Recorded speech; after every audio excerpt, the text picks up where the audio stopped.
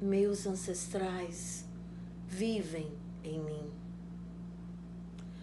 Na poesia das estações, nas montanhas irmãs, abraçadas às pedras, esculpidas pelo tempo, pelo sangue que jorra sem fim. Ao Iabeté, gratidão. Agradeço a Adriana Mairinque pela oportunidade que me deu de trazer um pouco da experiência da Marcha das Mulheres Indígenas do Brasil, que ocorreu agora no mês de setembro, dos dias 7 ao dia 11, na segunda Marcha das Mulheres Indígenas, que teve como tema Mulheres Originárias reflorestando mentes para curar a terra. Nas chegadas, todas nós,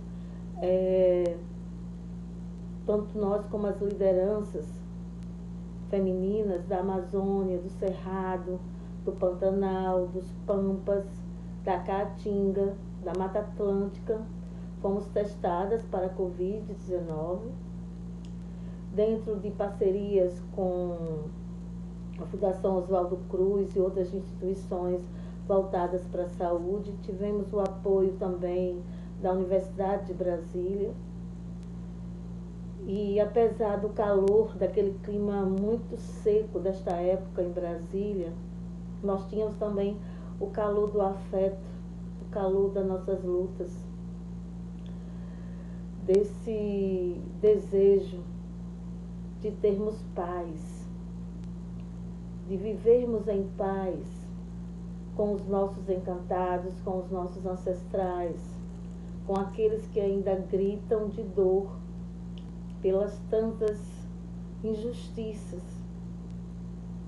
que nossos povos originários ainda sofrem, seja na mata, na floresta ou na cidade, porque os indígenas estão em toda parte. Os indígenas não estão apenas nas florestas, eles estão hoje também nas universidades, nos hospitais, curando pessoas, eles estão hoje nos tribunais de justiça, eles estão hoje escrevendo. Temos também indígenas em todos os segmentos, inclusive escritoras, como eu, que sou uma aprendiz da literatura. Nossa delegação do Rio Grande do Norte foi uma das menores. Nós levamos 25 pessoas, entre elas 20 mulheres, porque são muitas dificuldades para chegar em Brasília. Nós tínhamos que passar 5 dias praticamente viajando, porque são 2 dias e meio de viagem, e de volta são 5 dias de ônibus, fora 3 dias acampados mesmo. Nós levamos barraca de camping, levamos edredom, porque à noite faz muito frio, levamos também colchonete. Nossas refeições eram feitas lá.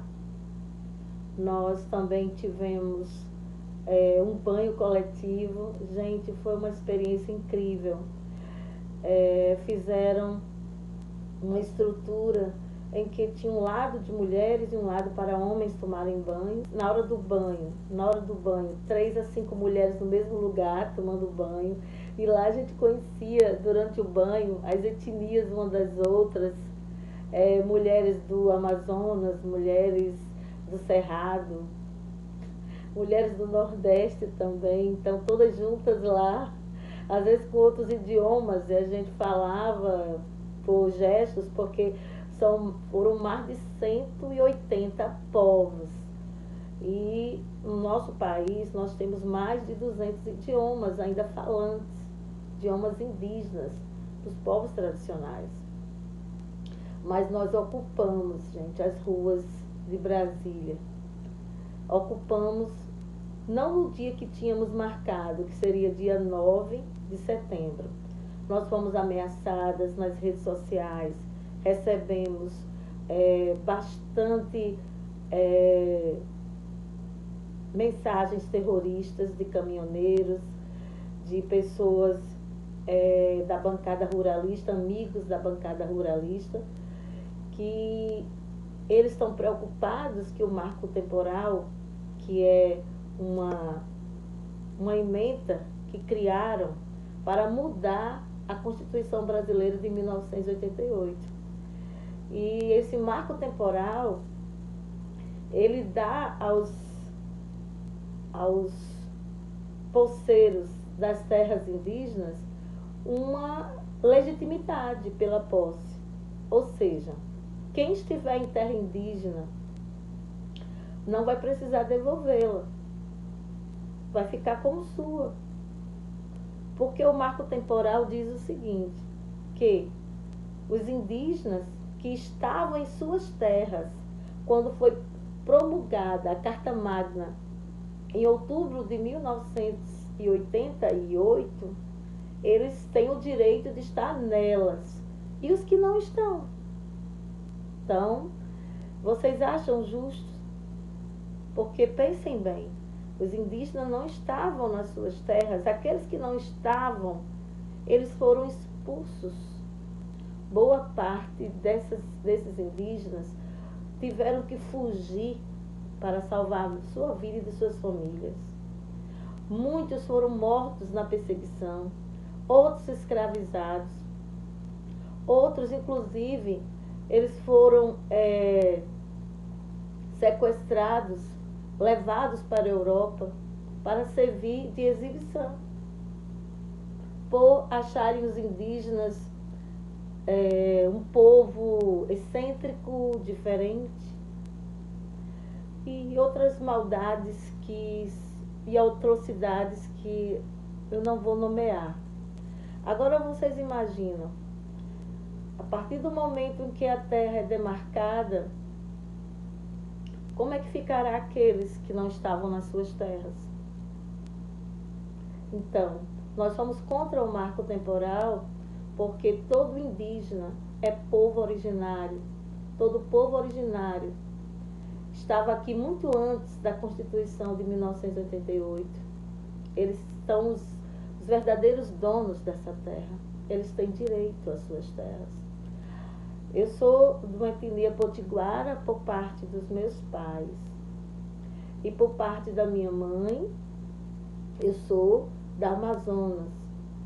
Mas vocês acham que uma família nos anos 30, de 1930, se teve que sair de suas terras para uma outra terra para sobreviver, ela não tem o direito de voltar para essa terra e ter seus direitos de volta?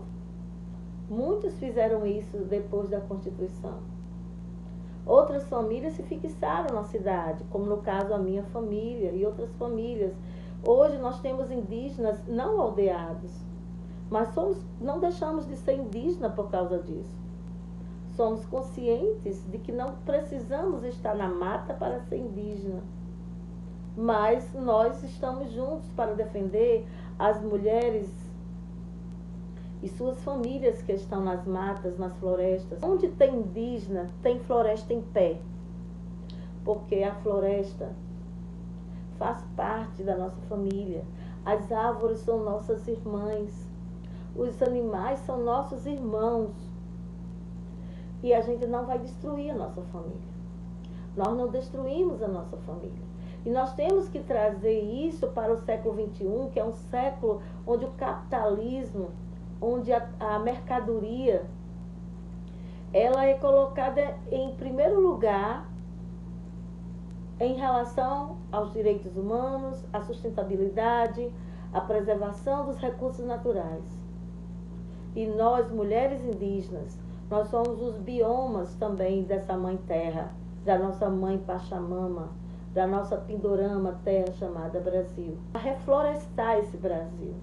Reflorestar com nossos gritos, com nossas falas, nossas narrativas, de que precisamos salvar a terra, cuidando das árvores, cuidando das florestas.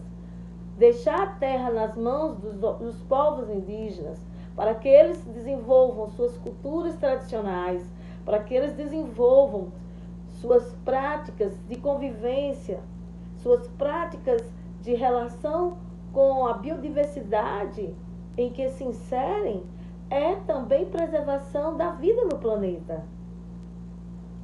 E nós, mulheres, somos também politizadas. A mulher indígena não é aquela apenas que conhece sobre as ervas, sobre a mata. A mulher indígena também, ela é de guerra, ela é de luta. E nós trazemos no nosso sangue, dos nossos ancestrais, esse desejo de luta. Eu trago isso e eu sinto isso nas palavras que eu escrevo, na minha poética, no meu dia a dia, no meu olhar para uma flor, no meu olhar para um pássaro, para os animais que eu acolho às vezes nas ruas. Quando eu olho para as árvores, eu sinto o pulsar de toda essa sinergia, de todas essas energias dos meus ancestrais falando. Nós não podemos nos calar. E as vozes de mais de 5.000 mulheres e seus maracás, de várias etnias, ecoaram de norte a sul no Brasil, em todas as redes sociais. Não teve como impedir. Nós tivemos dias anteriores à marcha, como eu falei, nós tivemos que suportar não só o clima quente dessa época em Brasília, sofremos com ameaças à nossa dignidade física e de nossas famílias, por sujeitos fascistas nas redes sociais. Fomos também aterrorizadas durante muitas horas, dia e noite, por caminhoneiros que buzinavam ao redor do acampamento. Porque o acampamento, nós estávamos no gramado, com tendas a céu aberto, tinha etnias que trouxe sua comida, que cozinhou sua comida, tinha outras que iam para a fila, né, no nosso refeitório, que tinha lá coletivo, mas tudo era céu aberto. Nós estávamos ali numa grande aldeia com diversos povos e nós sofremos bastante com as ameaças dessas pessoas, né? Principalmente dos caminhoneiros, amigos dos ruralistas, da bancada ruralista, que tem o maior interesse que o marco temporal seja aprovado, porque vai beneficiar seus interesses monetários, porque a floresta é vista para essas pessoas como mercadoria, como pasto para mais gado, como pasto para mais soja, como depredação para extrair minérios, porque tudo isso é mais dinheiro, é mais poder, é mais metal, mais níquel. Aí eu pergunto, com tanto alimento produzido nesse país, por que tem tanta gente passando fome? Porque boa parte do que é produzido no agronegócio vai para exportação, não fica aqui no Brasil. Boa parte do gado de corte também. Olha o preço da carne, gente. Quem é que pode comprar carne acima de R$40 o quilo? Nós temos uma desigualdade social muito grande nesse país. Por quê? Porque nós temos muitas injustiças. Nós temos muitas dívidas com os povos originários. E eu estou falando isso agora como educadora, formadora de professores, além de mulher indígena. Eu estou falando isso como cidadã. São muitas as dívidas. São muitas as dívidas. E nós não podemos mais nos calar. E por isso que eu aproveito essa oportunidade que foi dada para eu falar desse momento histórico, que é um momento que marcou o século XXI, que é a Marcha das Mulheres Indígenas. Em plena pandemia, a correnteza de mulheres saiu do acampamento, que estava localizado no gramado da Funarte, e nós andamos quilômetros e quilômetros a pé. Tínhamos algumas paradas, lá nós cantamos, dançamos, todas nós com máscaras. Imagine, tem que ter muita resistência, gente. Caminhar, cantar no sol, usando máscaras, mas fomos mais de 5.000 mulheres. E quero deixar essa mensagem, que a nossa marcha, ela teve algumas paradas para saudações públicas e falas de nossas irmãs guerreiras, que no carro de som elas nos guiavam com chamadas de luta. Também houve momentos em que algumas guerreiras deram a surra no boneco, no protótipo que simbolizava o nosso presidente. E elas arrastaram pela rua esse boneco, e quando chegou lá na Praça do Compromisso, onde hoje tem um monumento em homenagem ao Índio Galdino, que foi queimado, gente. O Índio Galdino, ele era do povo Pataxó. Ele foi queimado no dia 20 de abril de 1997. O indígena Galdino estava nesse dia lutando pelos seus direitos da demarcação de suas terras. E ele se perdeu do seu grupo e adormeceu no banco. 5 jovens da elite brasiliense simplesmente atearam gasolina nele e queimaram. E esses jovens ainda hoje estão impunes. Então, quando chegamos na Praça do Compromisso, onde tem um monumento em homenagem ao nosso parente Galdino, foi queimado o boneco que simboliza o nosso presidente, para dizer, queimando este boneco, nós estamos queimando todo o racismo, nós estamos queimando toda a violência contra nossos corpos indígenas, a violência contra as mulheres, para que nunca mais um indígena seja queimado vivo nesse país e em lugar nenhum. Assim foi a voz de nossa grande coordenadora da Articulação dos Povos Indígenas do Brasil, a nossa Sônia Guajajara, liderança indígena da Articulação Nacional das Mulheres Indígenas do Brasil. E por que esse repúdio, por que esse ato de repúdio? Porque o Bolsonaro, ele colocou em cargo de confiança um dos assassinos do nosso parente Galdino para trabalhar como advogado na parte de segurança. Agora vocês imaginam como é que a gente se sente? A impunidade que existe nesse país. Vidas indígenas importam. Esse é nosso grito. Sangue indígena, nem uma gota a mais. Era, então, essa era uma das mensagens que a gente queria deixar. A nossa marcha, ela também teve encontro de anciães, de avós, bisavós, netos, filhos, mães, crianças de colo, muitas delas dando de mamar enquanto caminhavam, outras levando a criança no carrinho, outra levando a criança no ombro, e elas cantavam. Nós tivemos momentos que fizemos nosso toré também, na passeata, e queremos dizer, nós, mulheres indígenas, somos mulheres originárias, somos biomas dessa terra. Por isso, o mundo não se esqueça que a força das mulheres indígenas é feita de água, terra, fogo e ar. A mãe do Brasil é indígena. Somos guerreiras de nossas ancestralidades e ninguém irá nos calar. Auiabeté, gratidão, Toicové Cunhangueras. Toicové Cunhangueras.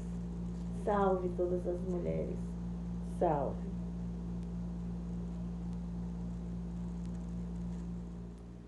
Quando eu voltar, olharei nos olhos daqueles que cobriram as minhas feridas com as asas dos seus corações.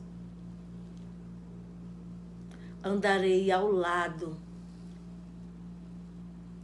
dos que me receberam nus, sem ouro e sem prata, e alimentaram a minha fome com suas canções proibidas. Quando eu regressar, me unirei aos abomináveis, enjeitados pelas luzes artificiais, cantarei com eles as palavras que sangram e libertam. Iremos saltar abismos. Comeremos o maná que nenhum Deus provou. Saciaremos nossos sonhos com fogo em labareda, de nossos corpos em chamas. Juntos iremos explodir centelhas e acordar em brasas nossas sementes na terra. Cânticos Potiguaras, Eva Potiguar.